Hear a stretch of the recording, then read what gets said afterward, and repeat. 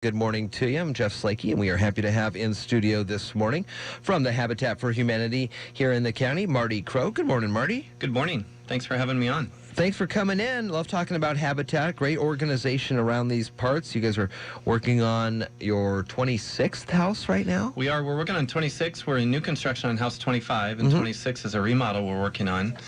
We started House 25 about 6 or 8 weeks ago. We put the foundation in here on Washington Street here in the city, and we last weekend got a large team of people out to put the floor on. Wow. A combination of laying up what they call TGIs or floor joists, and then sheeted the floor last weekend, and then as we moved into this week, we started working on the remodel. I call it a light remodel. It's more of a refreshing of the house. So it hopefully will just take us a couple of months to complete that and have that ready for a new home, new family. The House 25, the new construction here in town, we kind of project a completion sometime October, November.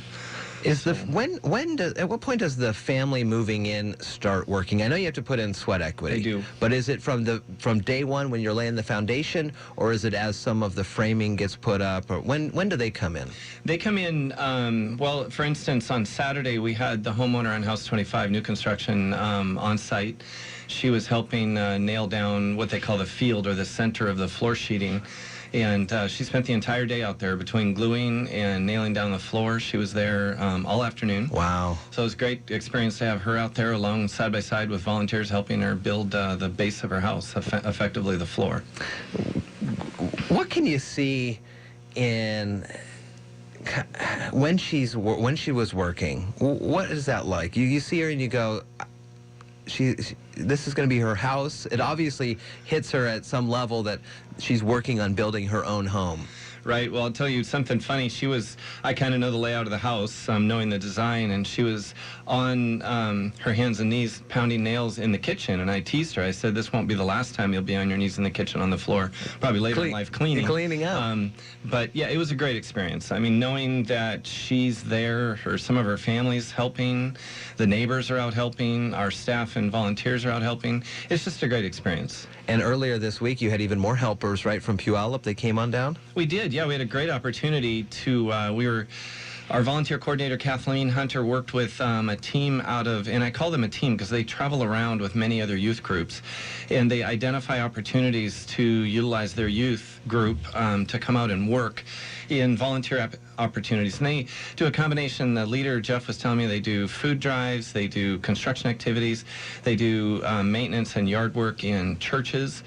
The first day they came out Monday, I think we had 12 or 13, and by the end of Wednesday, I think we had 15 on site. Wow. Some of them had come from other projects. What they did on the light remodel I was talking about, House 26, they completely took out the floor, removed all the cabinets in the kitchen, did an enormous amount of work in the exterior of their house, in the lawn and maintenance, weed eating, that sort of thing. And then that went so quickly on Monday that Monday afternoon we moved them in to the house here on Washington Street, and a team of about a dozen people literally shoveled and moved 12 yards of dirt that afternoon. Wow. And backfilled the foundation. And then on Wednesday, yeah, that was Tuesday and Tuesday afternoon, or Monday afternoon, and then Tuesday we brought them out, moved a little bit more dirt, and then started some framing on a shed. And by Wednesday afternoon, they brought that shed in pieces out to House 26 and assembled that shed and put it together. So they got an opportunity of doing three different activities on a couple of different job sites. It was a great experience, a really motivated team of young people, which is really refreshing to see. That is very cool. They're happy to be doing the work, and they really enjoy it. So, what's upcoming for Habitat for Humanity? Well, we have the one thing that's been helping us greatly over the last 6 months or so is the volume of support through our stores. And when I say support, I talk about donation. I think I talked last time I was here. For me, it's easier to ask for a couch to come through our store as a donation than it is to ask for money. Yeah. So I encourage the public to continue using our free pickup service, continue bringing donations to the store. The stores are doing very well. The volume through the stores is helping us hopefully move on to House 27 here very quickly. Wow. So we are potentially going to start another house probably in the next 3 to 4 months, and probably by this time next year we'll probably complete another house. So that's a pace at which we've not been at for many years. That's a combination of the strong support from our volunteers and also through the donations to our store, and in some cases financial donations, which we appreciate also. But but I'll tell you that the volume moving through both our stores in Belfair and in Shelton has been exceptional over the last few months, and we're really appreciate that support from the community. The truck is moving at a rate that it never has before, and that's great. It's great to see people making donation, and the people coming in the door and buying from us is very, very strong. So, always something new in there. Yeah, and that's what I really think people like, the fact that the inventory is constantly turning. And I think I told you once before, I sort of assess our level of inventory based on the number of couches that are in our building here in Shelton. And the number varies between about 18 or 19 couches to as high as like 35 couches. Oh my gosh.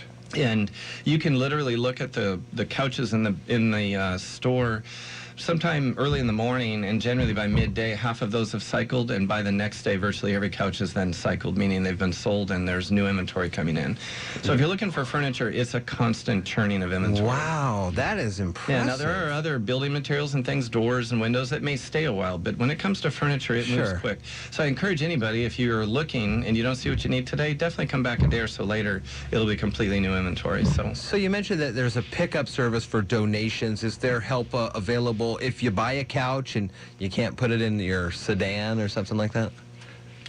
We currently do not deliver, and we've done some of that in the past. We recently, I shouldn't say recently, a few years ago, we changed the policy not to deliver, and the difficulty is that, it's a logistics thing, trying to make sure that someone's home and that we can hit all the timelines along with trying to do our pickups. Sure, that makes sense. We do, I will tell you, there's some interesting ways to put furniture and appliances in vehicles. I actually took a photograph a couple of months ago. A lady, I think it was a washer or a dryer, I think it was a clothes washer, and she said, well, I have a Cadillac. Think you guys can get it in the Cadillac. So they put the trunk open, and they kind of wedged it in the trunk, and then they strapped it to the... She said, oh, when I get home, I got people to take it out.